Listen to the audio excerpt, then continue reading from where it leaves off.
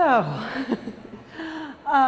this is a question that I think many of us are asking ourselves, but a little bit of background to why this is such an interesting question. I've been planning for my research this year to work on subtle racism in political speech.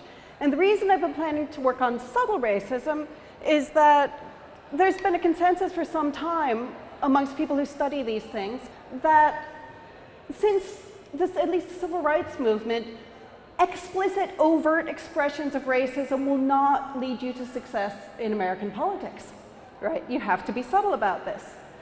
Although there's a lot of racism amongst white Americans, they don't want to think of themselves as racist. So if anything's too obviously racist, you will lose the election. And that's why code words get used. So people say inner city instead of black or African American. Okay. And there's been a lot of work done on this subtle racism. So I thought, as I was thinking about my research for this year, oh, how nice, there's an American election going on, and there will probably be some really interesting subtle expressions of racism to study. But things didn't go according to plan. What's been happening isn't at all subtle, and that leads to the question, what is going on here? Has there been a dramatic change? Were we wrong all along? What is happening? Because what's clearly happened now is that explicit racism has won the Republican primary, and we don't know how much further this is going to go. I think we should all be very concerned about that. There are at least a few possible explanations for how this could have happened. One is that there's been a dramatic and horrible change. It was already bad enough that people had unconscious racism and that there were racist sentiments that people harbored, but now they're fine with explicit racism.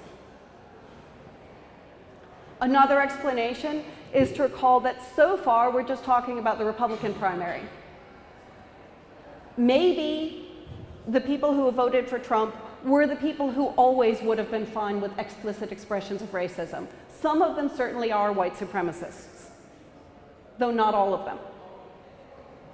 The third explanation is that Trump has found a way to get past the prohibition on explicit racism. He's found another way of expressing himself, not just going coded language and implicit, but he's found a way to be explicitly racist and get away with it.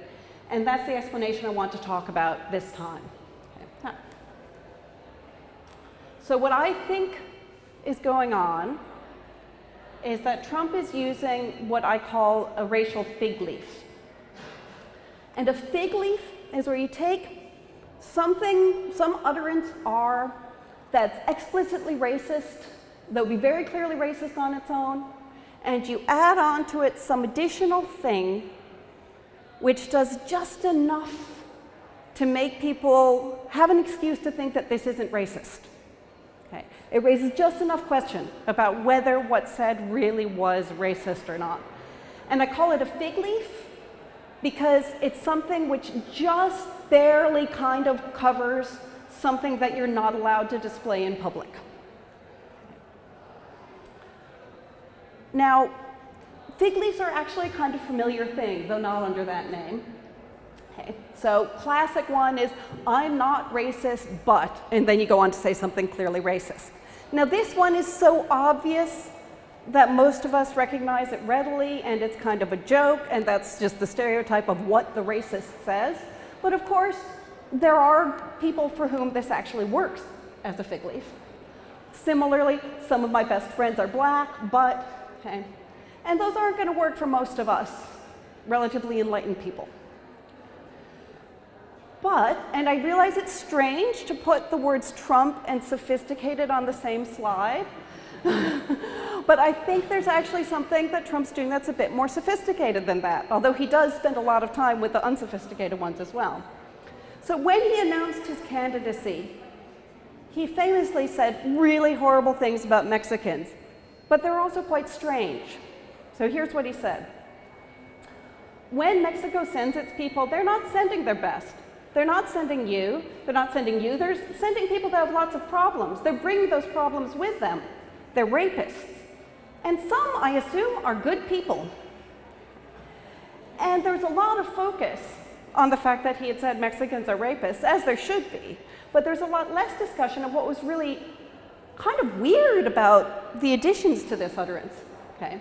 So one thing he did was he didn't say just Mexicans are rapists. He said when Mexico sends its people, they're not sending their best. So that suggests there's other Mexicans who are better. Okay? And it's only some of them that he's talking about, which is one way of diffusing the accusation of racism.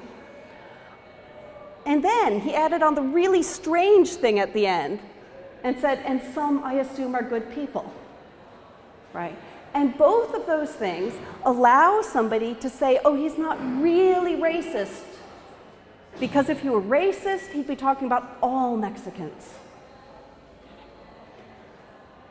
So I wanted to know if Trump supporters were actually caring about this, if this was actually doing some work. So I actually spent a day on pro-Trump discussions online.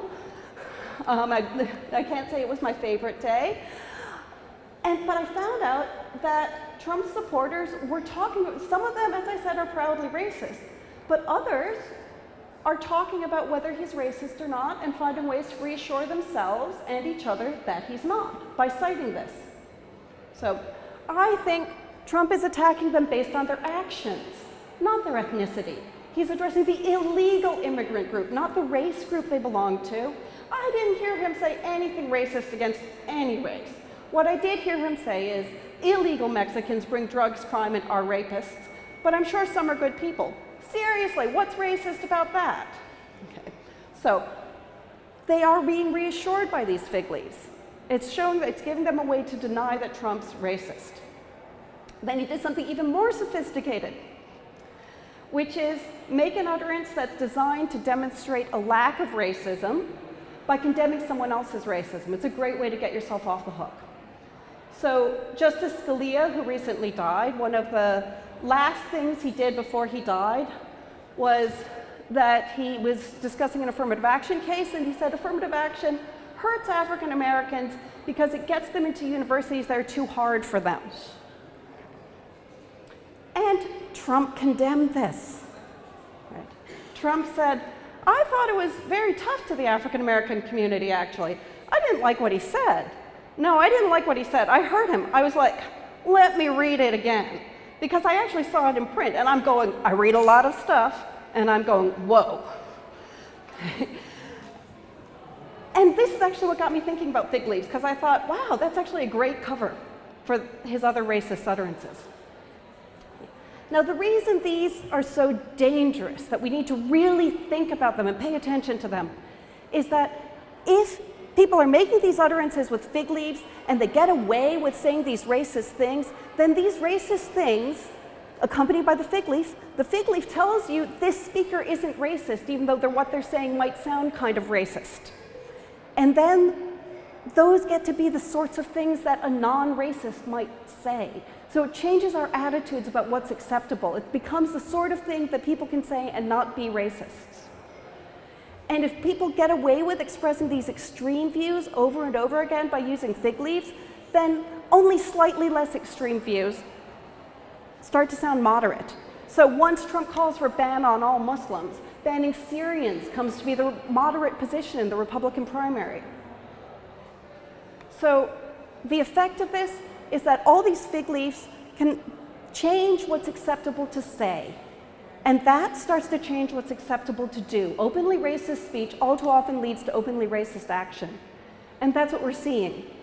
We're seeing violence at Trump's rallies, racist violence. We're seeing acts of racist violence outside his rallies where people are using Trump's name. And we're seeing the legitimation of incredibly racist views. So I think it's something we need to be very, very concerned about.